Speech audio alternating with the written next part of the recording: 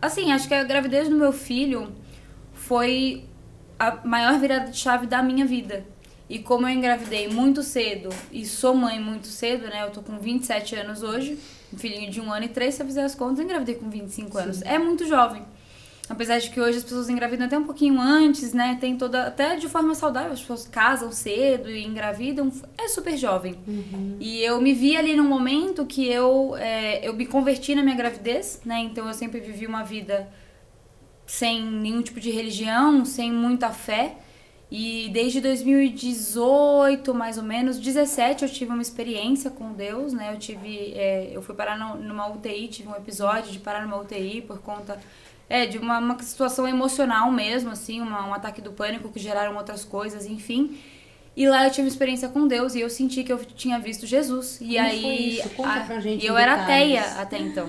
Como é que era? Você tava lá na UTI e aí? Como é que foi? Descreve. Então, eu fui parar na UTI e eu tava lá já internada, eu tinha feito alguns procedimentos ali, porque eles tinham que me manter estável por uma série de motivos. E aí, quando eu abri os meus olhos, eu tive visto no quarto, assim, no canto do quarto, e é como se eu tivesse visto Jesus. E eu senti algo tão enorme naquela hora que eu falei... E eu era ateia até então, eu não tinha nenhum tipo de fé. Sempre falei que duvidava da existência de Deus, questionava por que as coisas acontecem no mundo, como que Deus permite certas coisas acontecerem, mas eu sempre fui muito questionadora, Então eu acredito que isso veio de uma família de uma neurocientista, né? Assim, pais muito racionais, meu pai também é muito intelectual.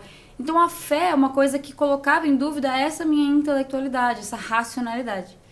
Depois disso, meio que esfriaram-se as coisas, assim, e eu fui vivendo uma vida. E aí eu fui tendo encontros espirituais, e acredito que Deus foi se aproximando de mim, entendendo que existia uma vontade minha, mas para você ter um relacionamento com Deus, você tem que renunciar a coisas que você tem que estar olhando para Deus, né? Então você tem que entender que existem coisas que ficam na sua visão entre você e Deus. E isso eu ainda não estava pronta, acredito. E aí eu fui vivendo uma vida dessa maneira.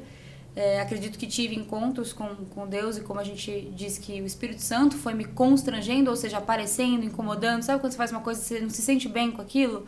Normalmente a gente entende, é o Espírito Santo te constrangendo, tipo assim, isso não te pertence, né?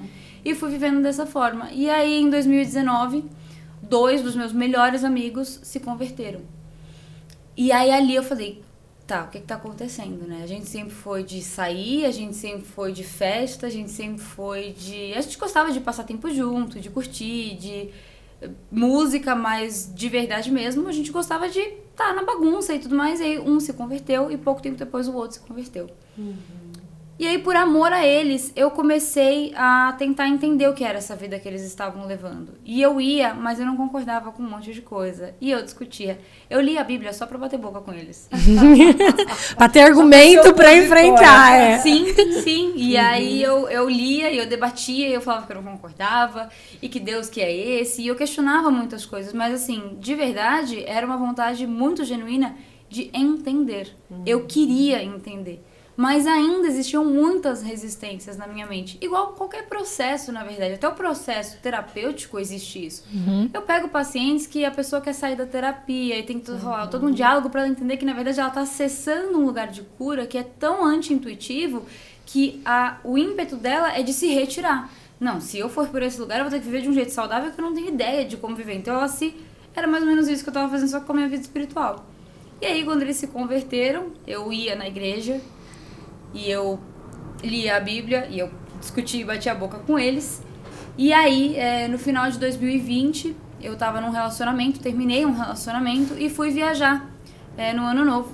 E nesse Ano Novo, todo mundo foi viajar, normal, pra curtir, beber, e eu não quis. Eu não bebia, eu não fiz nada, eu levei a minha Bíblia, nunca vou esquecer o livro que eu levei da Sheila Walsh, uma pastora, Sheila Walsh, Tudo Bem Não Estar Bem. E eu não tava muito bacana, um desses meus amigos tinha me dado esse livro, tinha me dado uma Bíblia também, eu levei a Bíblia que ele me deu, esse livro e mais uns outros 2, enquanto todo mundo ficava curtindo a viagem, eu ia ler a Bíblia. Olha. Acordava de manhã, lia a Bíblia, não queria beber, e acredito que assim, Deus foi vendo a minha vontade. Foi vendo a minha vontade, foi tentando entrar no meu coração, né? Tem uma frase nesse livro que ela diz, quando o seu coração está despedaçado, uma das coisas que permite a entrada é a glória de Deus. Então, às vezes a gente deixa tem rachaduras no nosso coração e Deus usa isso para entrar no nosso coração. E aí, depois disso, foi um processo. Poucos meses depois, então de novembro, eu engravidei em abril. E aí, eu engravidei em abril do meu filho. E aí, acredito que como eu acabei vivendo uma vida de não sair, não beber e viver uma vida muito me conectando comigo, porque eu tinha muita preocupação com o meu filho, né? De me conectar com ele, eu acessei um lugar de união e acredito que aí Deus virou e falou assim, agora eu vou pegar lá, né? Você diz que você anda reto, Deus te pega na curva. Acho que Deus me pegou na curva. Ali eu entrei num processo muito profundo com Deus. E aí ele foi indo, eu fui vivendo a minha gravidez, fui na igreja um pouquinho mais. Quando meu filho nasceu, aí tudo mudou. Aí tudo realmente mudou. Eu comecei a ir muito na igreja e aí eu tive uma experiência sobrenatural. A gente tem um costume de orar em montes. Então, igual Jesus fazia, ele subia montes e passava 40 dias orando. Era realmente para estar o quê? Uma intimidade com Deus. A gente tem esse costume. A gente junta a igreja e vai em algumas pessoas. Foram pouquíssimas pessoas e eu fui. E ali eu tive uma experiência sobrenatural com Deus, né? E ali tudo mudou. Aí eu falei, tá, esse Deus existe mesmo. Porque até ali eu duvidava. Conta essa experiência pra gente, que a gente quer saber. Existem algumas línguas dos anjos que a gente diz que quem te batiza é o Espírito Santo. Então, no mundo espiritual, a língua dos anjos é a língua dos anjos, onde eles se comunicam. E Deus me batizou com a língua dos anjos. E eu comecei a falar da minha boca palavras que eu nunca tinha ouvido na minha vida. E aí eu comecei, a gente tava orando, enfim, e aí começaram a orar por mim. E oravam por mim, e do nada eu comecei a ir, comecei a falar uma coisa que parecia um árabe, um hebraico, eu não sei o que era, e depois eu nem lembrava. Foi assim, foi uma experiência sobrenatural. Eu falei, não é possível que isso aconteceu. Eu falei, tá, então Deus existe mesmo, beleza. Eu já achava que ele existia, agora eu tenho certeza. E aí, dali, a minha vida mudou. E aí, eu nunca mais voltei atrás. E aí, hoje eu sou uma pessoa muito entregue, né? Deus é a minha premissa, é a primeira coisa do meu dia e a última, é o começo e o fim de tudo que eu faço. Eu sempre penso se o que eu tô fazendo me aproxima de Deus, né? Se o que eu tô fazendo glorifica o nome de Deus. Eu não tenho intolerância religiosa, né? Eu tenho pessoas que não são cristãs que passam em atendimento comigo. Eu não tenho... Todos os meus seguidores, assim, eu acredito que a maioria não seja nem cristã. Mas eu tento aproximar isso porque mudou a minha vida, sabe? Eu sempre tive conhecimento, minha mãe é neurocientista, meu pai é intelectual, eu sou psicanalista, fiz engenharia mecatrônica, mas nada me preenchia da maneira que Deus me preencheu. Então, o meu propósito de vida, o porquê eu faço. Porque até então, você pensa que é a sua aptidão, você pensa que é a sua personalidade, sua vocação. Quando você entende que Deus te separou e te escolheu para você fazer algo, nada tem como ir contra isso. Então, debaixo dos propósitos de Deus, existe uma proteção muito forte. E isso eu comecei a sentir, uma paz. Paz. É só você viver em paz.